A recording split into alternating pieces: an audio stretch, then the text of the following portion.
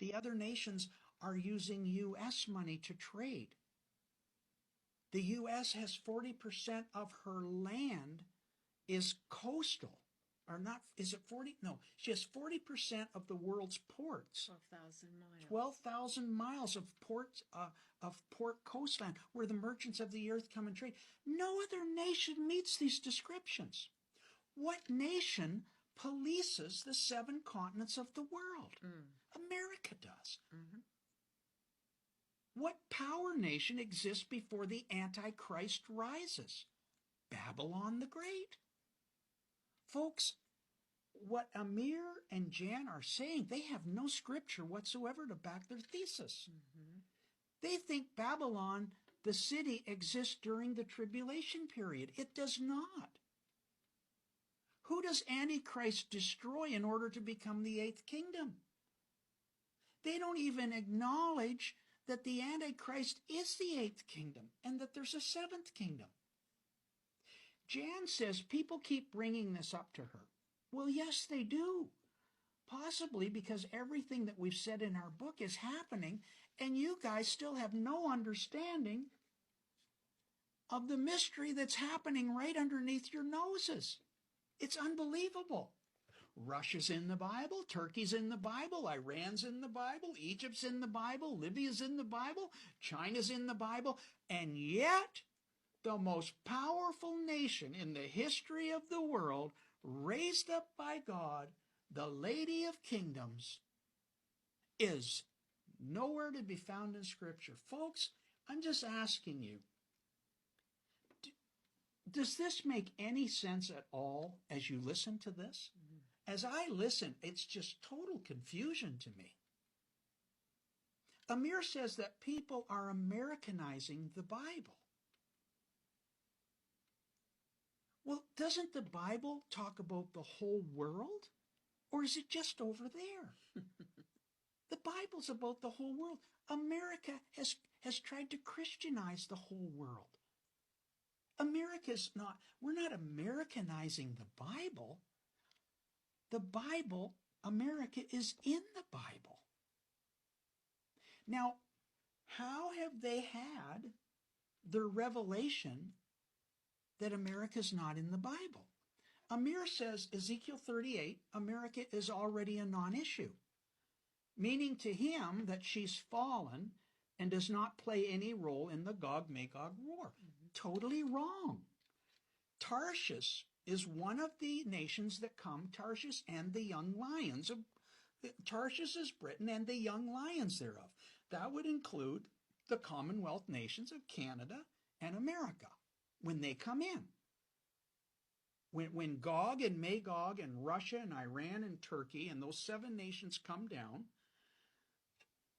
the coalition of Sheba and Dedan, Tarshish and the young lions confront and say, have you come to take a spoil? And when the fire comes on Gog and Magog, in Ezekiel 39, it says, I will send a fire on Magog and among them that dwell carelessly in the isles, and they shall know that I am the Lord. Who dwells carelessly in the isles during this war? Well, according to them, somewhere America's just going to evaporate. There's only one nation that dwells carelessly in the isles. Isaiah 47:8, therefore hear now this, Babylon, that are given to pleasures, that dwellest carelessly, that sayest in thine heart, I am, and none else beside me, that I will not sit as a widow, neither shall I know the loss of children.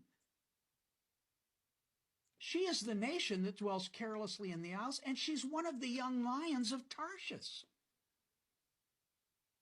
But in their world, because their foundation was not built upon Scripture, they're still living in a mystery. They don't know who Babylon is.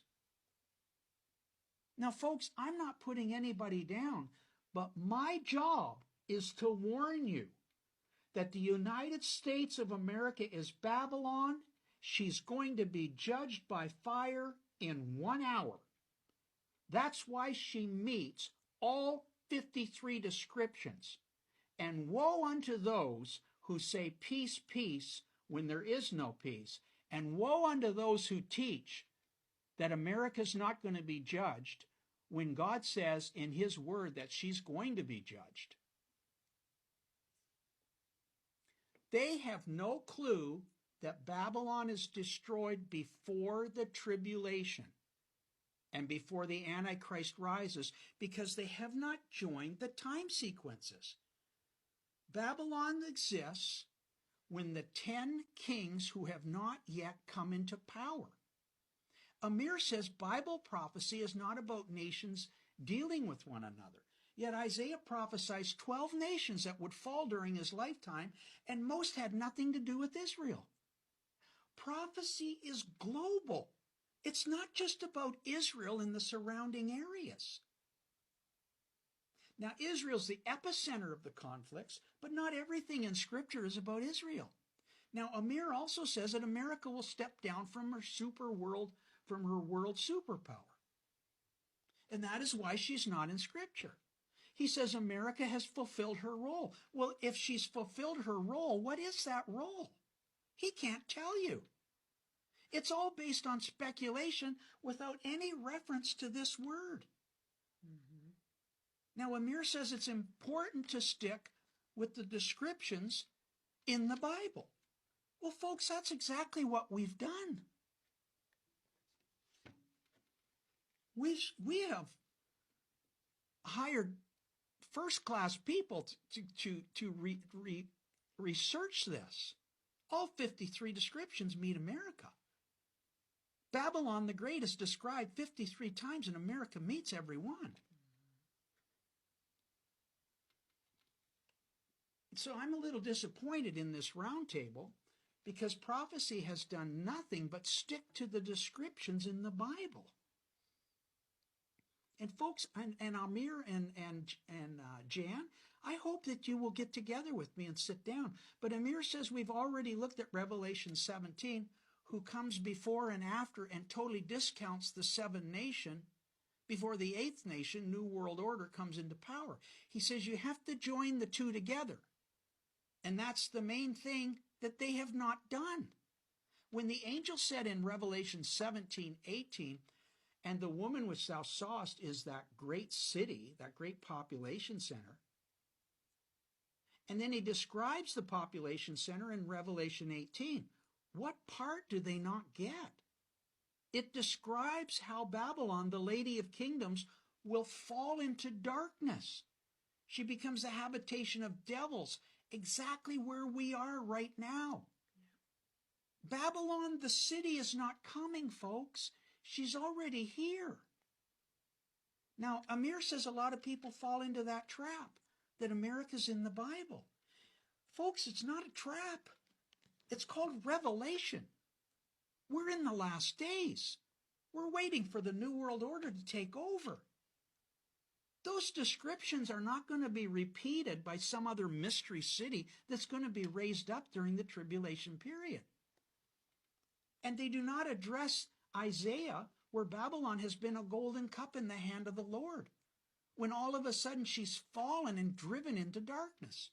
Jeremiah 51:7-8 says, Babylon has been a golden cup in the Lord's hand, but she made all the earth drunken. The nations have drunken of her wine, therefore the nations are mad. Babylon is suddenly fallen and destroyed. Howl for her. Isaiah 47 says, Sit thou silent and get thee into darkness, O daughter of the Chaldeans, for thou shalt no more be called the Lady of Kingdoms. America is the Lady of Kingdoms of the last days, and she's in a fall now. But the final day of judgment, well, here's another verse, Revelation 8:2, Babylon the Great is fallen and fallen, become the habitation of devils, the hold of every foul spirit. They don't talk about Babylon falling. Fallen means from one level to another. She once was a covenant nation, blessed by God, and now she's fallen. And she's in the fall right now, before the final judgment comes. Remember the 7 churches, he says, to those who have ears, let them hear what the Spirit says unto the church.